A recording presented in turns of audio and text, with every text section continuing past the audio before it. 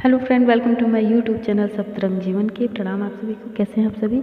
आशा करती हूँ आप सब बहुत अच्छे होंगे। दोस्तों, आज का हमारा प्रसंग है कर्म का फल। तो आइए सुनते हैं ये सुंदर सा प्रसंग। एक बार भगवान शिव अपनी पत्नी माता पार्वती के साथ भ्रमण पर जा रहे थे। अचानक देखा कि एक तालाब में कुछ बच्चे स्नान के क्रम में तालाब में तैर रहे हैं। माता की वात्सल्य ममता के कारण उन्हें दिखाई दिया कि तालाब में सारे बच्चे तैर रहे हैं, परंतु एक बच्चा नहीं तैर रहा है। माता पार्वती को जिज्ञासावश उस बच्चे को नहीं तैरता हुआ देखकर जानने की उत्सुकता हुई। माता पार्वती ने भगवान शंकर से उत्सुकता पूर्वक बोली, स्वामी, क्या कारण है कि सारे बच्चे इस तालाब में तैर रहे हैं और यह बच्चा नहीं तैर रहा है? भगवान शंकर ने कहा, देवी, सांसारिक क्रियाएं सृष्टि के द्वारा रचित विधान के अनुरूप ही संचालित होते हैं, न कि अकारण। इसके बाद माता की जानने की उत्सुकता अत्यधिक प्रबल हो गई। माता पार्वती ने कहा, प्रभु, इस संबंध में आप स्पष्ट करें कि यह बच्चा क्यों नहीं तैर रहा है? भगवान शंकर ने कहा, देवी, यदि आप अपनी इच्छा को पूर्ण करना चाहती हो तो आपको उस बच्चे के समीप जाना होगा। माता पार्वती जब उस बच्चे के समीप गई तो देखा कि उस बच्चे का हाथ ही नहीं है।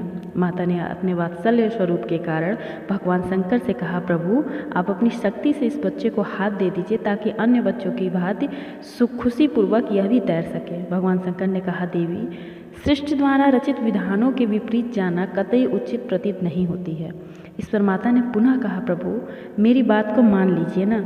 माता की जिद के आगे प्रभु को विवश होकर उस बच्चे को हाथ दे दिया, फिर आगे बढ़ गए। अगले दिन भ्रमण किसी और दिशा में होने के बावजूद माता ने प्रभु से उसी दिशा में चलने का अनुरोध किया। भ्रमण के दौरान देखा कि उस तालाब में अब कोई बच्चा न तो स्नान कर रहा है न ही तैर रहा है। हाँ, वह बच्चा अवश्य ही तालाब में अकेले खड़ा है। मानो प्रतीत हो रहा है कि वह दूसरे बच्चे अपने साथी के आने की बाट जोह रहा है। इसके बाद माता की उत्सुकता पुनः जागृत हो गई कि क्या कारण है कि बच्चे पूर्व की भांति अब इस तालाब में स्नान तैर क्यों नहीं रहे हैं। इस पर माता ने पुनः जिज्ञासावश भगवान शंकर से प्रश्न किया कि प्रभु, इसका कारण आप हमें जरूर बताएं। इतने ही में एक बालक उसी रास्ते से गुजरने लगा तो माता ने उसे रोककर पूछा, बताओ, इस तालाब में बच्चे क्यों नहीं स्नान आदि कर रहे हैं? इस पर बालक ने कहा, कल तक इस तालाब में सारे बच्चे साथ में ही बहुत ही खुशीपूर्वक स्नान आदि करते थे, खूब तैरता था, मैं भी। परंतु अचानक उस बच्चे की ओर इशारा करते हुए बोला कि पता नहीं कैसे इसे हाथ हो गया, जो पहले नहीं था। उसके बाद हाथ मिलने के साथ ही यह सभी बच्चों को तालाब में डूबो डूबो कर मारना प्रारंभ कर दिया। कई बच्चों की जान तक ले ली। इसके अमानवीय शरारती पूर्ण व्यवहार के कारण सारे बच्चे डर गए और डर के भाग गए।